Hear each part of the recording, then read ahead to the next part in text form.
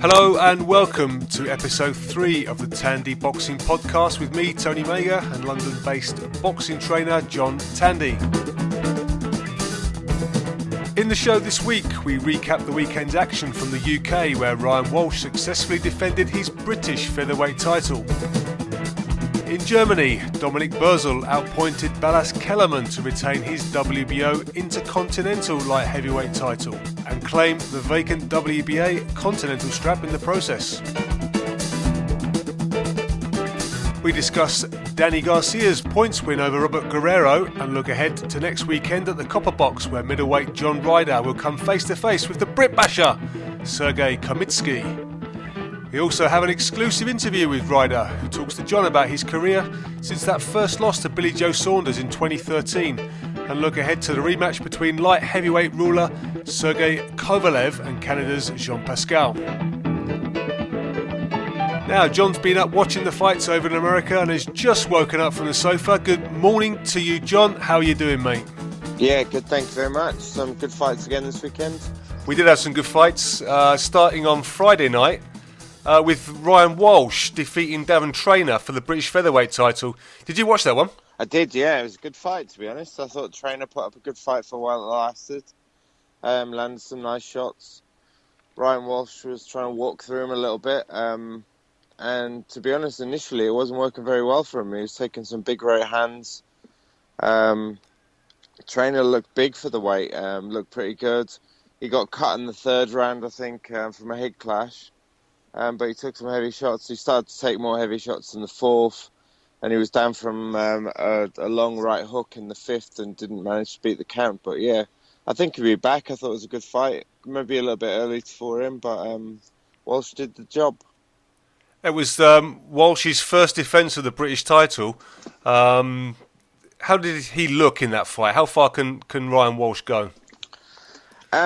He's definitely a good level British domestic level fighter. I'm not sure, maybe European. I'm not sure about world class. I don't think he's world class. But Traynor gave him a good fight. I think Traynor, with maybe 3, 4, 5 decent fights under his belt, he might have given him an even tougher time. I think it just came a little bit early in Traynor's career. Okay, well, also on that bill was a former welterweight who's moved up to light middle. That's Ahmet Patterson. He's unbeaten in 17 with 7 knockouts.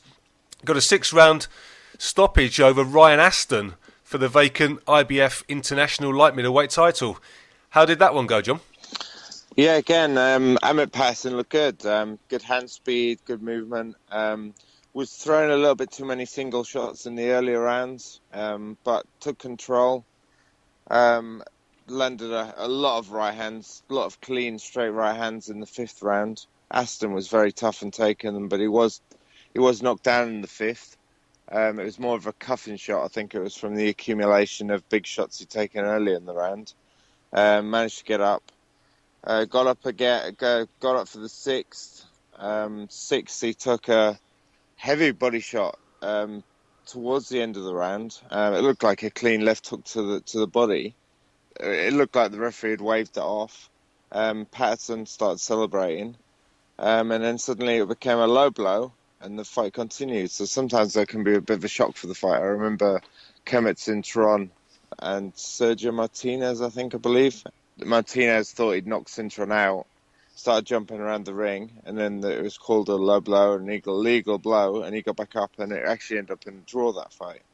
Wow. This time there was no mistakes from Patterson. The fight was restarted. He jumped straight back on him, badly hurt him, knocked him down with a straight right hand. Aston managed to rise on 8, but was subsequently stopped from the referee. But yeah, it was a good fight. I see. And what do we make of Patterson? Again, I think he's a very good domestic fighter, good European level. World class, I'm still not convinced. He's got decent hand speed, got decent movement, but yeah, I'm not convinced he's world class. Sounds like you're a hard man to please, John. a little bit. You watch out for something really special with the world class guys. I think he's decent. I think he's got good hand speed. He's got good movement.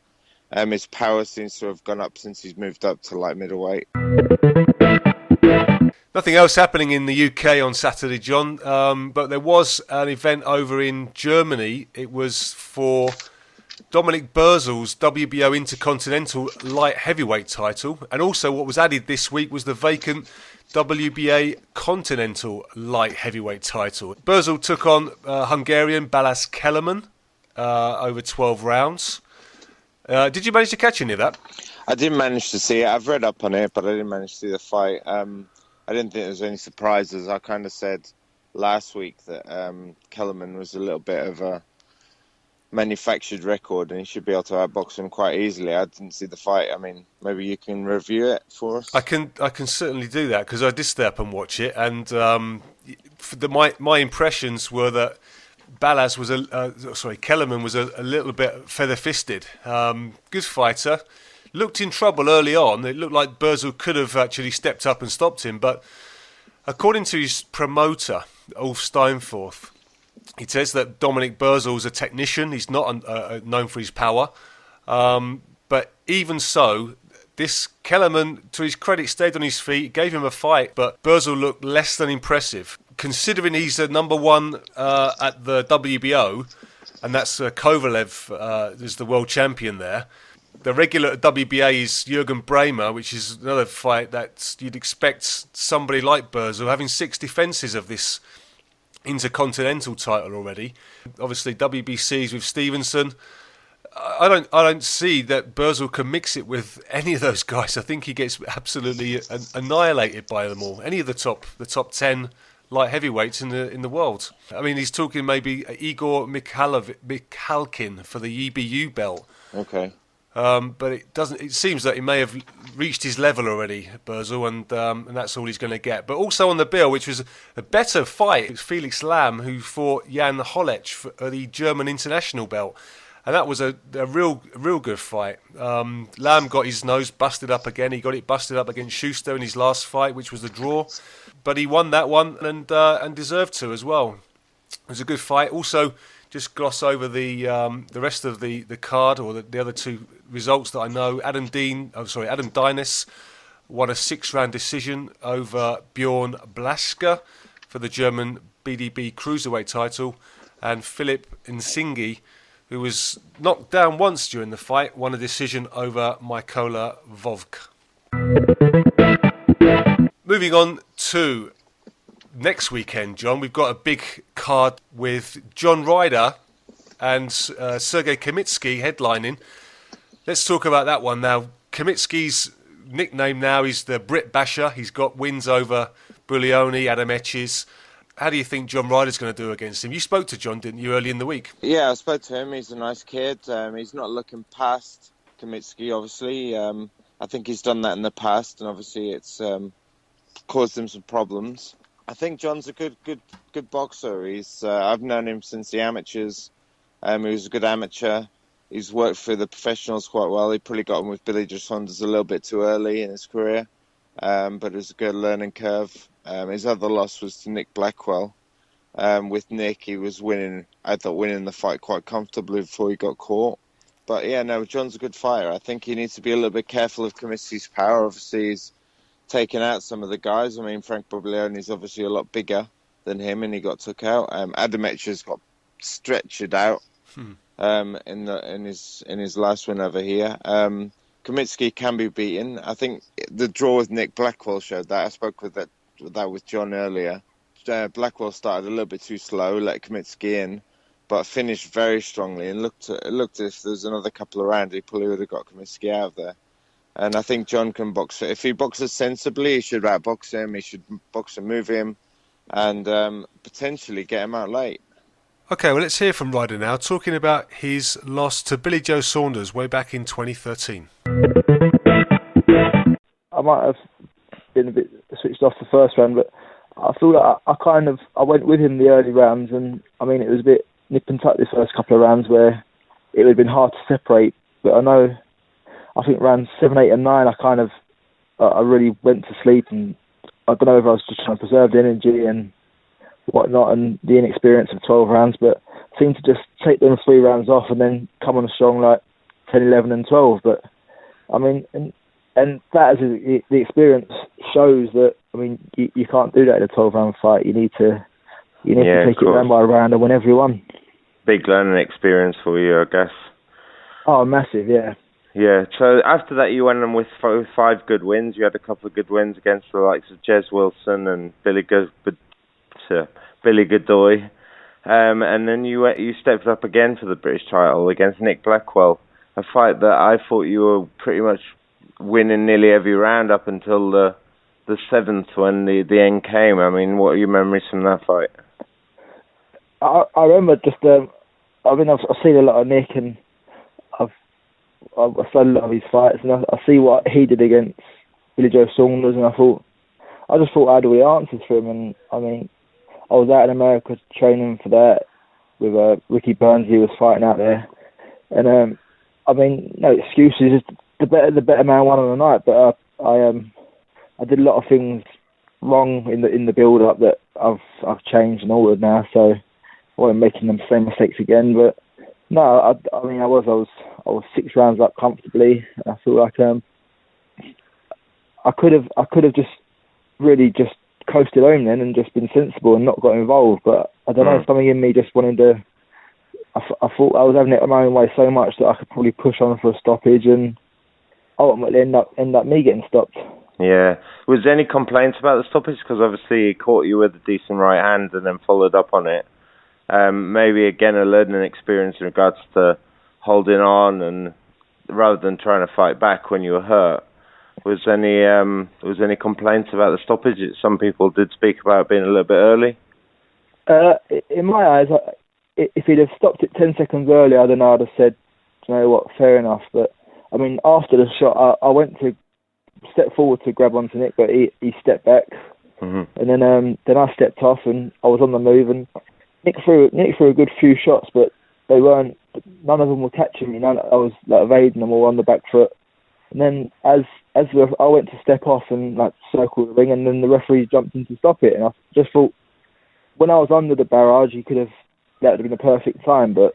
Yeah. When the referee did actually stop it, I was on the move and I was recovering. My head was clearing. Yeah. No, it did seem that way. Obviously, Nick's got a big fight now. He still managed to cling on to that British title, but he's got a big fight now with Chris Eubank Jr. How do you see that going? It's a tough fight to call. I mean, Eubank Jr. has had good wins, and I mean they got the likely loss to Billy Joe Saunders.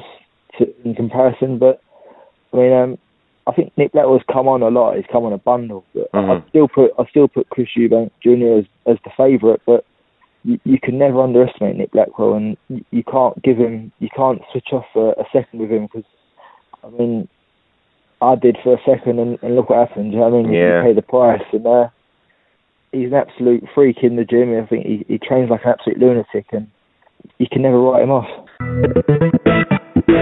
So now you're stepping back up to the plate again. You've got a WBA international title fight with Sergey Kaminsky, the Brit Basher. How's your preparation and everything else going for that? So my preparation has been great. I mean, I've done things probably this time. I've dieted for 10 weeks straight, and it's shown in my performances in the gym and my times on the track and times on runs. So, I mean, that's all good. I mean, I've separated myself from. I mean, I still see my family every day, but I've took myself away from my girlfriend, my baby at night, just so I can get that extra bit of undisturbed sleep and whatnot, just to keep me focused and I suppose keep me hungry. But I've been sparring great rounds and not always doing hard work and grueling work, but sometimes just slowing it down, smart work, just working on things with Tony, and sure. It's been good. It's been a great camp. Obviously, I don't want to go into too many tactics in regards to Kaminsky, but obviously his record stands out for wins over Buglioni. Obviously, he knocked out Anthony Etchers. He knocked out. He's obviously 41 years old. He's slowing down a little bit, but obviously he's still got that pop there. Are you going to be a little bit careful with him? Are you going to box him? I mean, is there anything you can give us a hint on how the fight's going to go? I think the idea is I think the problem with Frank will learn. I don't think they respected the power that Kaminsky possessed. Yeah. I think on most fighters, the last thing to go in them is their punch. I mean, their resistance might not be there to taking a punch, but they will always probably have that punch till the end. Yeah, no, that's true. I believe that somewhere on his body, he's going to show the signs of being 41, and it's down to me to box and to be smart and just to try and test his chin and test his body and just show where he shows signs of fading down the yeah, fight. I don't know if you saw the fight with him and Nick Blackwell. I think it ended up in the draw. It looked like if there was another couple of rounds, Nick probably would have had him out.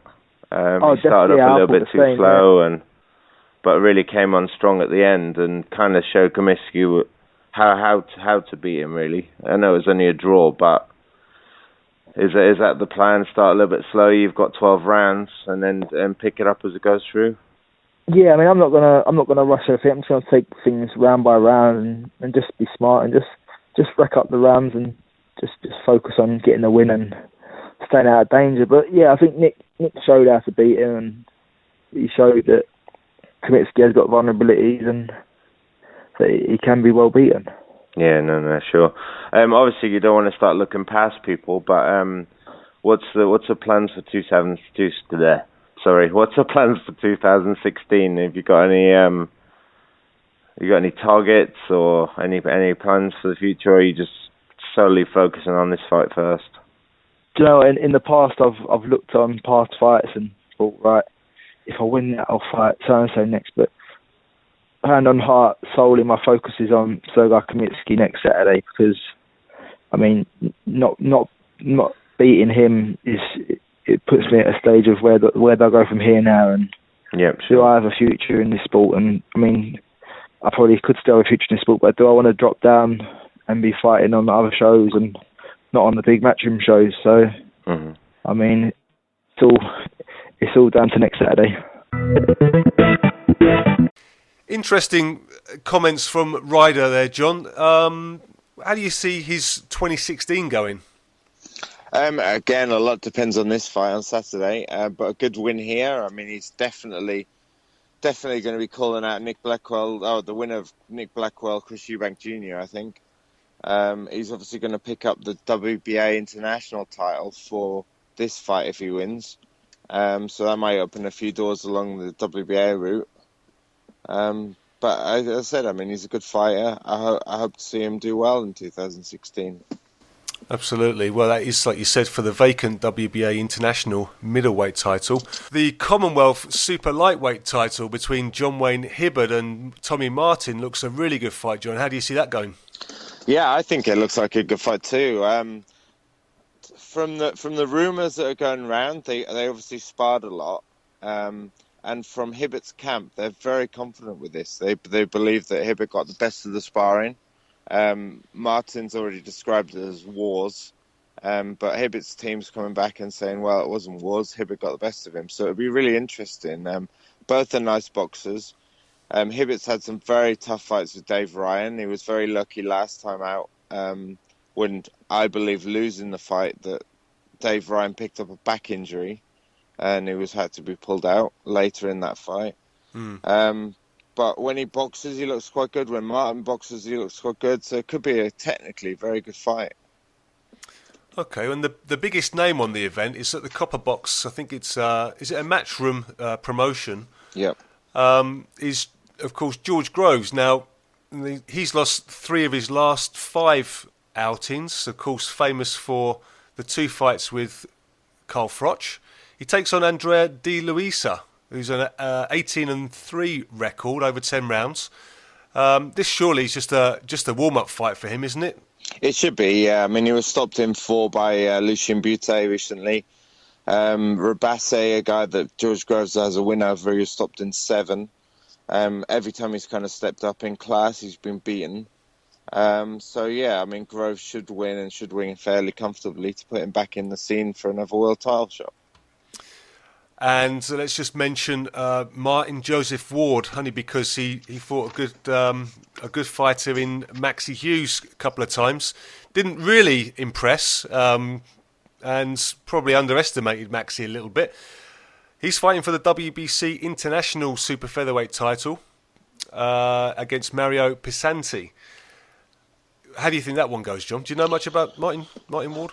Yeah, I saw the fights with Max Hughes. Decent fights. I thought he lost both, to be honest. I mean, obviously, he was losing both. Max Hughes obviously got an injury in the last fight and was stopped. But I think he's got a fairly easy one, to be honest. Mario Pisanti, he's actually been knocked out by a 0-16 fighter. He's also in the first round. He was knocked out in the first round by that guy. He's also got a draw against a 14-7-2. So I believe he's more there for a record, and Martin J. Ward shouldn't have a too tough a night, to be honest. Okay, well, the other title on the line is the British Southern Area Super Welterweight title with Chris. Apologies in advance if I say the name wrong. It's Agyai Dua against Ben Hall. Honourable mentions on the card at super middleweight. Leon McKenzie, still unbeaten, takes on Kelvin Young. O'Hara Davis, a great prospect at lightweight, 9-0, takes on Prince Ofotsu. Craig Richards, Luis Adolfi, Reese Bellotti, Dion Juma, the Sauerland promoted cruiserweight or former cruiserweight, now campaigning at light heavyweight, is on the card. He's 7-0. Welterweight Ted Cheeseman, light heavyweight Charlie Duffield, and featherweight Lucian Reed also in action on that card. Bringing us a roundup of the action in the United States now is Joshua Tufte, an American heavyweight. Joshua, hi, thanks for joining us. Let's start with the Garcia-Guerrero fight, and what did you make of that? Yeah, man. Actually going into it, I didn't have. I'm a fan of Guerrero's, but I didn't think his chances were all that great. Just from seeing him fight a couple times. I apologize, my friend. No props. From seeing him fight a couple times, I knew he was a fantastic brawler, super exciting fighter. But I thought Danny was just too swift for him. So, but yeah, in the first couple of rounds, man, I really thought that Guerrero took the fight to him. He made him fight his fight. He was the more experienced, bigger fighter. I know they started off in basically the same weight class, but Guerrero moved up earlier and has had a lot of more fights there. So, being the experienced guy, I feel like he kind of pushed Danny off balance slightly. Danny was really trying to make his looping right hand work. Wasn't going so hot for him. About the end of the fifth, he really started to get his rhythm down. And from the sixth on, he took control of the fight, in my opinion. Yeah, I'm like you. I'm a big fan of Guerrero as well, and I think he's incredibly tough. Nobody could ever doubt that or argue against his durability. It looked at both points as if the fighters were kind of stuck, trying to enforce their way. I think Garcia had more flexibility, and Guerrero, even Keith Thurman and a lot of the guys watching were like, man, he's fantastic at this, and he's got other gears. If he could just shift a little more easily back and forth between those gears, boxer, brawler, pressure fighter, counter puncher, he'd be a much more diverse fighter. But, sometimes you just are the way you are, Okay, well, let's not take anything away from Garcia. Again, he was very impressive. I thought he boxed exceptionally well. He's now a two-weight world champion. And I was talking earlier to John about this. Every time I watch him, I just think he's got lucky. But he just keeps going from strength to strength and does everything really well, doesn't he? Oh, yeah, man. I had no idea he could fight moving backwards like that. I don't know that he honestly had as much of a firm grasp of how well he could do it. But like I said, man, from the sixth round on, beautiful head movement, beautiful counters, beautiful combinations, seemed to really get his rhythm. And, he earned a fan to me because I was the same way. I kind of thought, he's a good fighter, very exceptional, but he seemed to always win by luck or by something. I never saw a dominant knockout or anything like that. And last night, from the sixth round on, I felt like I saw that. Yeah, I thought he was really good last night, and I'm slowly coming round to sort of slowly warming to him as a real elite top class welterweight. But also fighting last night, Dominic Breazeale and Amir Mansour. That ended in a surprise when Mansour didn't come out for the sixth. Did you see that fight? Yeah, I did, man. I did, and I had no idea. I didn't think going into it that Dominic really had much of a chance. I've seen a Mansour fight before, and Amir is just a fantastically tough, aggressive, fast, hard-hitting guy. He fought one of my good friends, Joey. I don't know if you got to see that fight. It was a little bit more of a chess match, but he's just a good fighter. Dominic's never really done anything to impress me before. Not that he's done anything necessarily bad. He just hasn't fought that super high quality. He's never really shown anything exceptional in my mind like Amir has. And but boy, Amir got caught with just a giant shot in the second round. And a couple rounds later, it turns out I was reading that he bit his tongue in half and broke his jaw. Oof. So they were saying he posted an update, and the doctors posted an update afterwards that he literally couldn't breathe. Like, that's why his mouth was open. If you got to see the fight, he got caught with a nasty shot because he had Dominic hurt badly. Caught him with a short little right hook off of Dominic's looping left and just pounded him. At one point, he hit him with 5 short left hooks in a row, just nailing him, but got a little crazy. And, one thing I will say for Dominique is he has exceptional power, as he displayed last night. And really, I remember the shot. I watched it back in slow motion. It was a pretty nice shot. Amir took it, but his jaw just couldn't handle the force. From my point of view, Dominic Breazeale his jab didn't look particularly good. And he seemed to always be looking for that big right hand, that big straight right. But credit to him, he did well. He won the fight. Yeah, I was talking with a couple people last night, and I was like, you got to give him credit. He hung in there. He took some really massive shots from Amir, just things that set other people down. He did get set down. He showed some good heart by getting back up. And although I wasn't impressed by his speed, wasn't impressed by his jab, he seemed to have some pretty good accuracy and some pretty good combinations when he put them together. I think it was Friday night. Jarrell Miller wins the vacant WBA, NABA heavyweight title with a 7th round stoppage of Donovan Dennis. Were you able to see that fight? Yeah, man. It started off pretty much, with Donovan Dennis coming in. He's got a decent record. He can punch pretty well. Jarrell being much more experienced with his professional kickboxing background at the high class, world level fights. But Jarrell he's just a consistent, I guess maybe a wrecking ball. He's not very fast. He's not very flashy. But when he hits you, he's going to hit you hard. So Donovan was taller, faster, but he's shown in the past he can't necessarily take the big power shots as well. To his credit, man, he took some massive bombs from Big Baby Miller and just kept going, you know what I mean? Got back up, knocked down several times, wobbled, I don't know how many times from probably the end of the first round on. So just stayed in a constant state of that. One thing I will say, Jarrell seemed to tire pretty heavily end of second round, early third round, until about the end of the 5th, early 6th round, until he got a second wind back. He said it was because he threw his shoulder out. I didn't know that throwing your shoulder out made you breathe that hard. And then recover again. Yeah, so, maybe it was a deception strategy, but I'm not quite sure about that. And after the fight, he's called out Wilder and Martin, of course, chancing his arm. Is it a bit early for that for him, or is it a bit cheeky?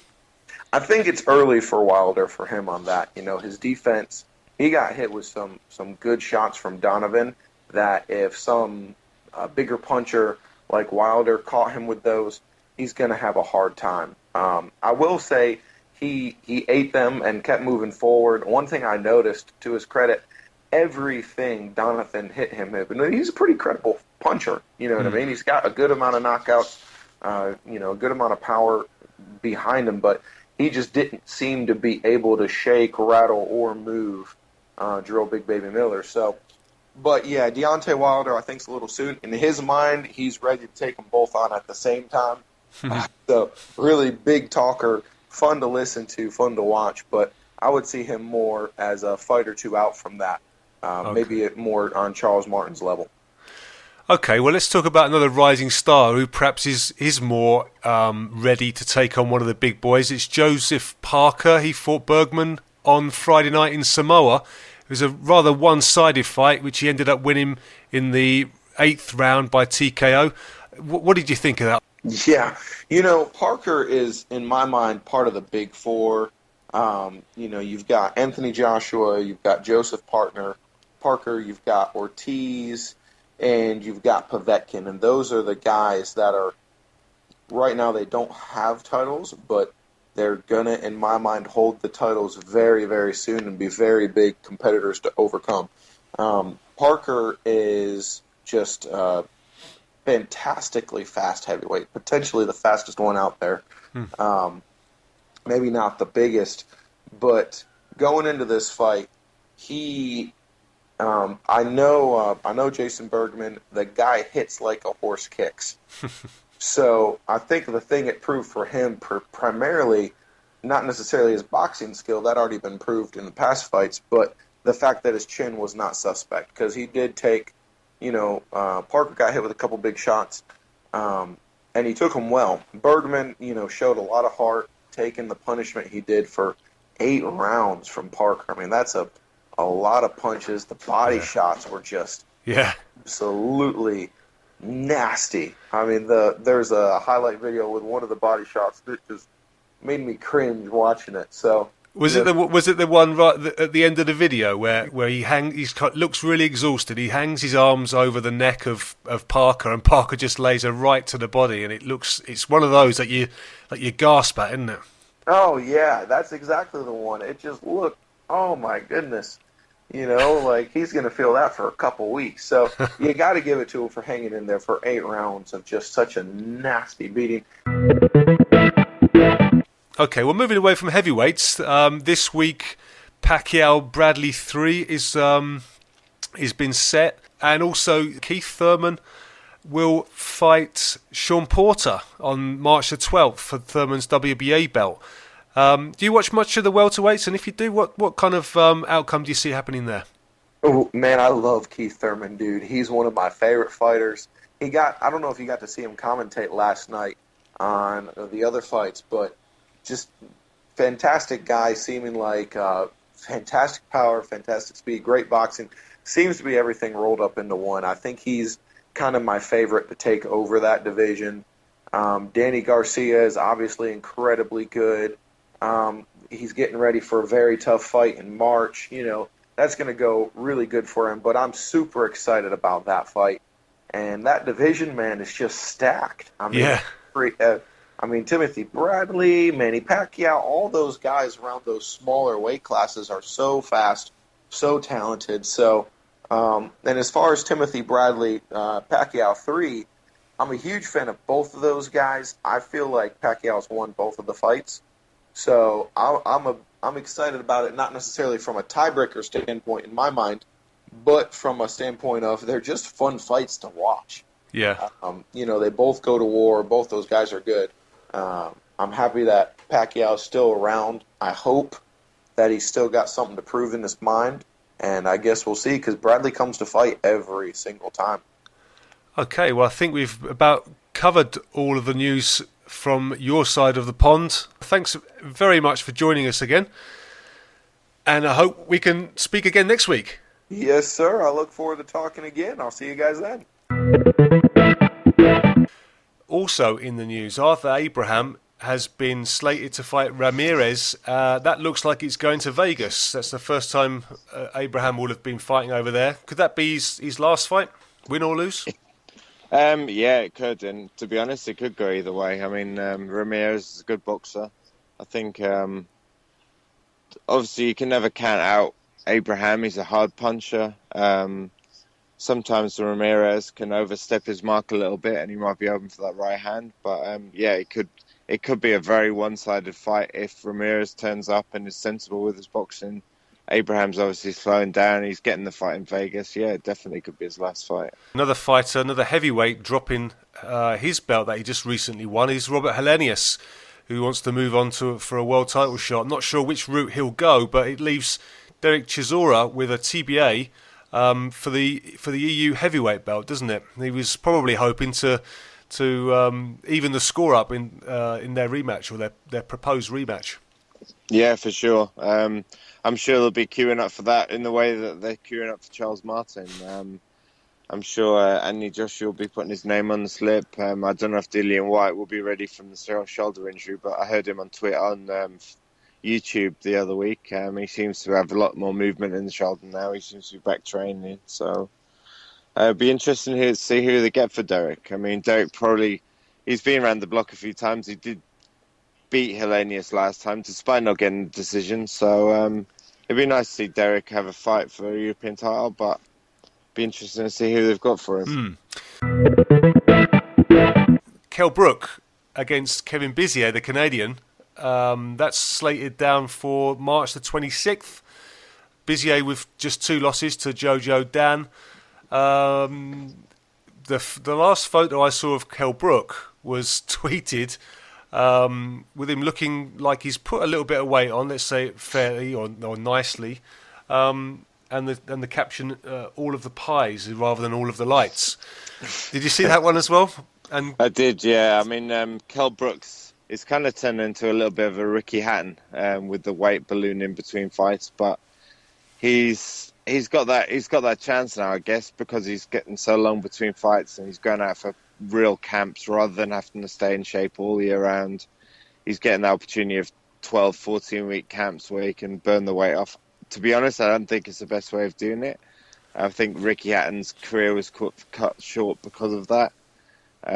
The weight ballooning up and down is not a good thing for fighters. I don't believe it's a good thing.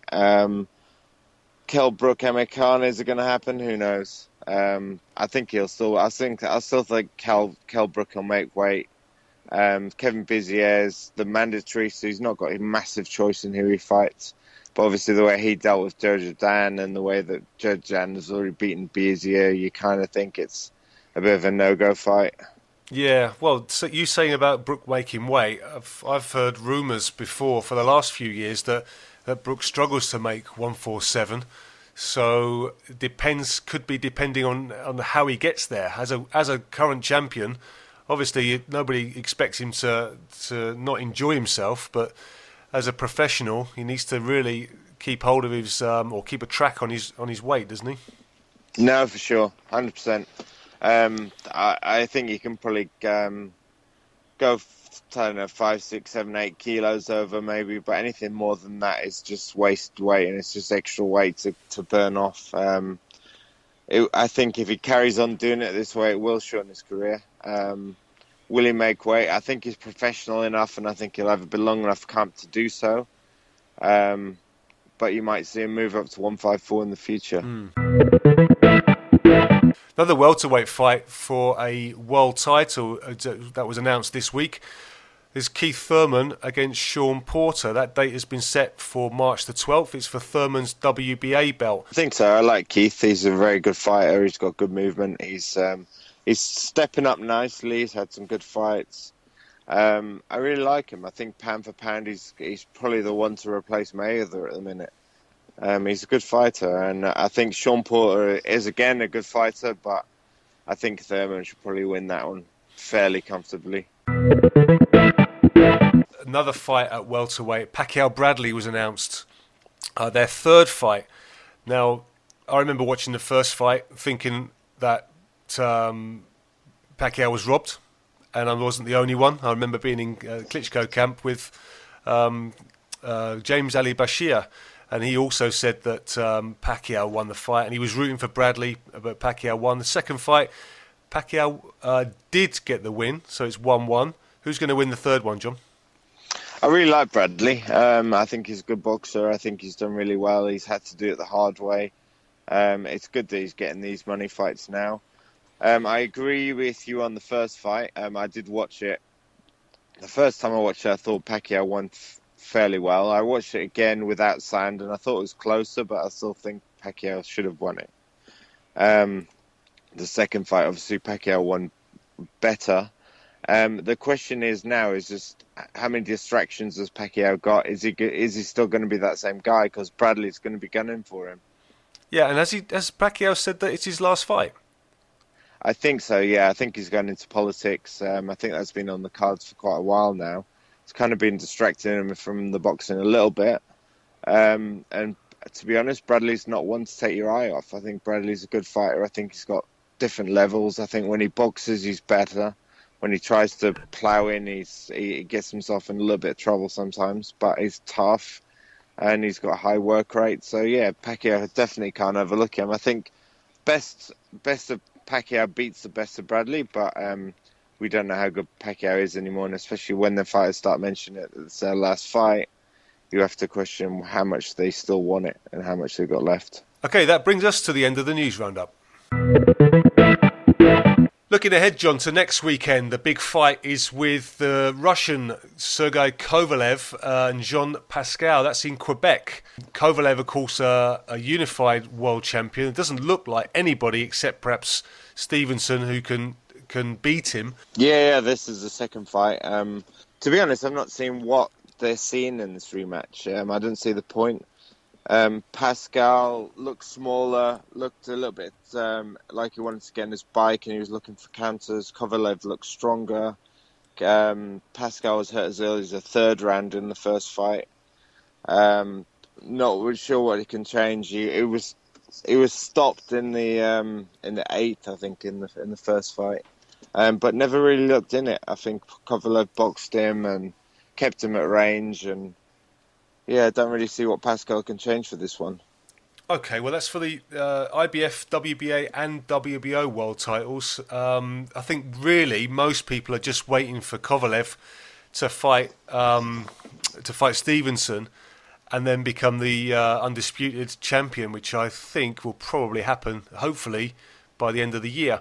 Also on the card, Dmitry Mikhailenko against Kareem Mayfield. Now you've had some dealings with Kareem Mayfield, haven't you, John? Yeah, I've worked with him in the past. He's a good kid. He came to me pretty out of shape, and we had to knock him into shape. He did well. He dug down and worked hard. He's 19-2-1 now, I think. But he's been out of the ring over a year. To jump straight back in against the 20-0, I think is a massive ask for him. Looking at the state he was in when he first came to me, unless he's learned his lesson, he knows not to get in that bad shape again. To take a fight at short notice, I think is a massive ask. Mikhailenko has looked pretty good. I mean, he's not a big puncher, he's a boxer, but he's looked very skillful and good hand speed. He's a good amateur. 20-0 now as a pro. I think Kareem's got his work cut out for him. In China, there's a lot of fights in China that day, but the standout one has got to be Shiming Zhu, the former Olympic champion. He takes on Nathan Santana Coutinho for the vacant WBO International Flyweight title. Coutinho's 12-0. Shiming Zhu only 6 with one loss on his record. His last fight out against Amnat Ruengroeng for the IBF world title, which he lost over a 12-point decision. 12-round decision. What do you know about Shiming Zhu, John? Freddie Roach has trained him. I don't know if he still trains him, but he was training him from his professional debut, I believe. And Freddie had everything to say about him. He said he was guaranteed to be a world champion. He was looking great. I think then Freddie was getting a little bit frustrated with him because what he was showing in the gym, he wasn't then showing in the ring. I mean, he was sparring with Pacquiao and guys like that in the gym and giving them a tough time. And then getting in the ring and just kind of drifting back to his old habits that Freddie was trying to burn out of him and not looking great. Rumerong, when he fought for the world title, he got beat pretty convincingly. Maybe it came a little bit too early for him. But he's got a fairly easy one on Saturday, I believe, against the Brazilian. who's never fought outside Brazil. He's kind of a bit of a manufactured record to get Tszyu back on track. Well, that's all we've got time for this week on the Tandy Boxing Podcast. We hope you've enjoyed the show. If you have, please interact with us on Twitter. Send us a message to @TandyPod just to let us know what you thought of the show. Any suggestions, any feedback, be it good or bad, will be really appreciated. And we will see you next week. Goodbye for now.